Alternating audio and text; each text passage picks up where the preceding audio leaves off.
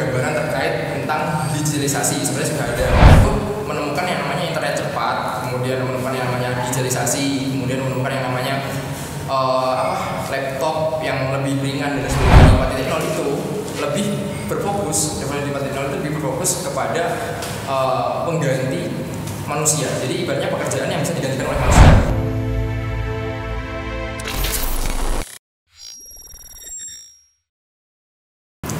Untuk selanjutnya ini masih dengan kaitannya kita sebagai mahasiswa Kak, tapi kita sebagai mahasiswa yang juga tergabung dalam Gen B ini kan bisa dibilang memiliki andil yang lebih besar dalam menyikapi perkembangan era society 5.0. Ini menurut Kak Tanjung, bagaimana peran Gen B sebagai frontliner, agent of change dan juga future leader dalam menghadapi era society 5.0 ini? Oke. Ini ibaratnya sebagai Gen B ya, menghadapi society 5.0 gimana?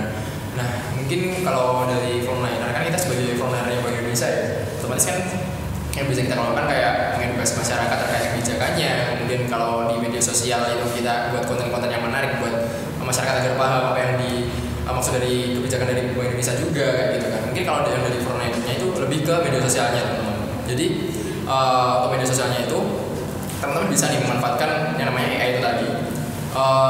Ada beberapa AI itu yang bisa rekam wajah kartun. Jadi kayak ada kartun gitu, kartun.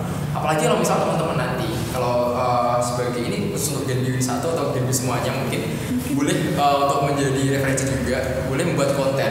Tapi kontennya itu berupa edukasi. Tapi orang yang memerankan itu kayak semacam AI gitu. Jadi ada orang yang memerankan itu semacam AI. Kemudian untuk bahasanya atau voice overnya itu dari AI itu sendiri juga ada. Dari teman-teman sendiri juga bisa kayak gitu. Jadi ibaratnya teman-teman punya maskot ibaratnya gitu. Jadi buat maskot itu dari AI, kemudian teman-teman buat maskotnya itu seperti soal bicara. Kemudian untuk teks dan VO-nya atau voice over-nya itu bisa dari teman-teman sendiri ataupun voice over dari AI itu sendiri.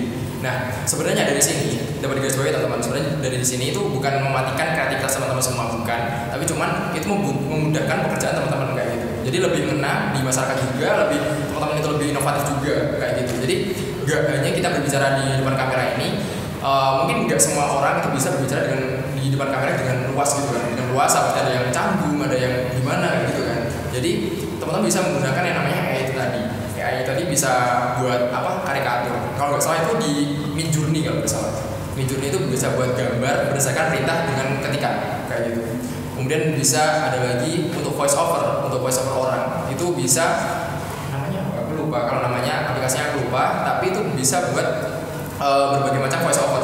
Kan kalau misal teman-teman jumpai itu ada voice over yang dari Google, kan itu biasa dari kaku kan, kayak iya suaranya udah teman-teman udah familiar juga gitu kan, kayak penunjuk jalan di map kayak gitu. Tapi kalau di aplikasi yang FO ini itu suaranya lebih soft, suaranya lebih kayak ya manusiawi gitu ibaratnya, kayak ya suara kita gitu kalau di voice overnya di AI itu sendiri gitu. Dan kemudian terkait idenya itu sebenarnya bisa dari teman-teman aja, jangan kalau bisa ya jangan AI lah kan. Sebenarnya kalau pakai AI pun juga bisa, kayak buatkan ide terkait tentang konten ini, buatkan ide terkait konten ini gitu juga bisa, itu nggak apa-apa.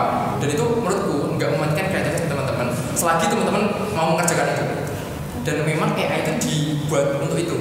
Jadi ketika kita menolak yang namanya AI, kita malah justru ketinggalan zaman kayak gitu. Kalau kita pakai ibaratnya pakai resource kita sendiri kita pakai resource kita sendiri, posisi kita terbatas lah ibaratnya, resource kita itu terbatas, lingkungan kita juga ya begini-begini aja lah gitu kan. Ya, itu bisa menjadi alternatif teman-teman untuk memulai resource tambahan dari yang namanya AI itu tadi kayak gitu. Jadi kalau untuk frontliner teman-teman bisa buat konten itu tadi. Jadi konten kayak semacam kayak maskot yang bisa berbicara, kemudian menyesuaikan kebijakan Bank Indonesia, itu kayaknya lebih keren sih kayak gitu kan. Dan lebih up-to-date juga gitu kan terkait adanya AI. Kemudian kalau untuk agent of change yaitu tadi teman-teman bisa kayak khususnya dari mahasiswa ekonomi tadi, kalau misal ada kewirausahaan, teman-teman kalau buat website atau landing page bisa minta bantuan AI yang lebih cepat daripada teman-teman nyewa domain ataupun beli website kan mahal. Jadi mending kita pakai yang gratisan aja, yang landing page gratisan dan itu udah mirip website, namanya Fiverr kalau nggak salah. Nanti teman-teman bisa cek sendiri kayak gitu. Kemudian selain itu teman-teman juga juga bisa yang namanya copywriting. Kan biasanya kalau dalam penjualan tuh harus ada yang namanya copywriting kan, kalau di konten gitu kan. Ataupun kayak di website itu ada yang namanya copywriting. Nah, copywriting itu bisa digunakan AI juga kayak gitu. Tapi nanti ketika teman-teman udah meregenerate AI itu tadi, teks AI itu tadi, harus ditambahin dengan bumbu teman-teman lagi, gitu, bumbu kata-kata teman-teman lagi, biar lebih soft gitu kan. Soalnya kalau AI itu lebih apa ya, kayak bagus banget gitu loh, nggak friendly kayak gitu kan. Jadi lebih teman-teman kembangin lagi kan enak gitu kan. Jadi kita ada dibantu, terus kita tambahin lagi kayak gitu. Memang sekarang itu menuntut kita harus seperti itu. Jadi jangan disalahgunakan, tapi jangan kayak nerima mentahnya aja ibaratnya dari AI langsung di post aja gitu, di post aja, jangan kayak gitu sih. Jadi tetap teman-teman koreksi, teman-teman lihat, tetap teman-teman tambahin ide teman-teman sendiri kayak gitu. Jadi memang kita dituntut seperti itu di era sekarang kayak gitu. Dan teman-teman harus segera adaptif mungkin kayak gitu sih kalau beda. Berarti ini kita dituntut untuk berkolaborasi nggak sama teknologi. Berkolaborasi sama teknologi. Kalau selanjutnya ini Kak Tanjung ini kan sebagai mahasiswa yang sebelumnya di Genbi ini punya banyak pengalaman nih Kak. Kira-kira kan sebagai ketua Korkom juga, ini kira-kira dari Kak Tanjung apa ada saran nih program kerja ke depannya supaya lulusan Genbi ini siap menghadapi era Society 5.0? Ada sih. Kalau program kerja mungkin ya itu tadi terkait yang saya bilang kan, kalau misal ada beberapa poker yang sekiranya itu bisa dikembangkan lagi, misal kayak sosialisasi apik dan sebagainya, itu ada nggak sih kayak aplikasi AI yang bisa menunjang si API ini kayak gitu. Nah itu boleh dong dilihat gitu kan, kayak misal laporan keuangan dan sebagainya. Itu aku pernah lihat ada yang namanya HIR kalau nggak salah, Human Resource Information System. Nah HIR itu digunakan oleh seorang HRD, di mana HRD ini berfungsi untuk melihat adanya laporan keuangan, kemudian adanya performa karyawan, kemudian untuk penggajian dan sebagainya, itu ada di yang namanya HRIS kalau nggak salah gitu. Jadi teman-teman boleh kalau misal pengen pelatihan kayak menjadi seorang human resource, boleh pakai itu tadi HRIS kalau nggak salah. Itu boleh di searching lagi, terus boleh ditambah pengetahuannya terkait itu gimana sih cara menggunakan HRIS itu. Soalnya biasanya di dunia pekerjaan atau di perusahaan itu pasti rata-rata menggunakan HRIS itu tadi kayak gitu. Jadi mungkin program kerjanya seperti itu. Kemudian tadi yang terkait frontliner tadi yang membuat akun media sosial tadi, boleh buat konten terkait AI itu tadi boleh. Soalnya kita nggak untuk kemungkinan kita harus bersahabat lah sama yang namanya teknologi juga digitalisasi itu tadi. Jadi intinya teman-teman pokok carilah kesempatan yang masih belum ada di mana-mana. Contohnya kayak gitu tadi, misal si API, apa sih AI yang bisa memudahkan masyarakat itu gitu. Terus buat agenda atau acara terkait itu tadi, kemudian disosialisasikan, dan itu kan juga bermanfaat untuk kita sendiri selain buat masyarakat kayak gitu sih. Baik, jadi teman-teman itu tadi mungkin bisa diperhatikan ya saran-saran dari Kak Tanjung terkait program kerja ke depannya ini.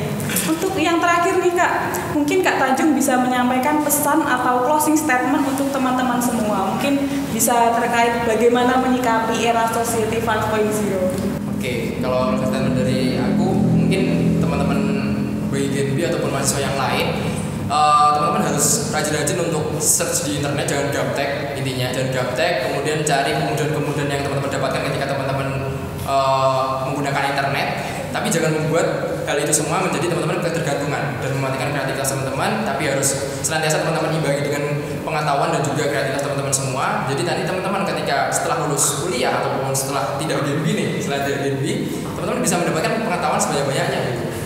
Sehingga nanti teman-teman menjadikan pribadi yang siap kerja, siap untuk menerima dunia yang sebenarnya gitu kan, kalau misal sudah lulus kuliah gitu. Jadi teman-teman harus berani untuk berinovasi, harus berani untuk mengambil langkah yang bijak juga, harus berani untuk mencari pengetahuan yang ada di dunia internet ini, karena internet kan luas. Jadi teman-teman harus lebih eksplor lah ibaratnya gitu. Mumpung kita masih muda nih, kita harus berani eksplor dan mengambil tantangan gitu. Baik, tidak terasa nih Kak, semua pertanyaannya sudah dijawab sama Kak Tanjung. Saya ucapkan terima kasih Kak Tanjung sudah meluangkan waktunya untuk hadir di podcast Genbi Win 1 dan juga udah sharing-sharing ilmunya ke kita semua. Sama-sama. Terima kasih juga untuk teman-teman di Win 1 yang sudah mengundang saya. Terima kasih dan semoga bermanfaat untuk teman-teman semua. Jadi teman-teman, itu tadi podcast kita dengan tema Genbi bersinergi dalam menghadapi era Society 5.0 bersama Kak Yulanda Tanjung Bambang Dewantara. Jadi apa yang sudah kita bahas bersama dapat ditarik suatu kesimpulan bahwa di era Society 5.0 ini kita menghadapi kemudahan dan juga tantangan, di mana kita juga ditantang untuk terus berinovasi, berinisiatif agar teknologi itu tadi dapat digunakan dengan baik dan bermanfaat bagi kita semua. Oke, saya Irwanda Eka Restiawati pamit undur diri. Terima kasih atas perhatiannya dan mohon maaf apabila ada kata yang kurang berkenan. Terima kasih. Wassalamualaikum warahmatullahi wabarakatuh. Genbi, energi untuk negeri.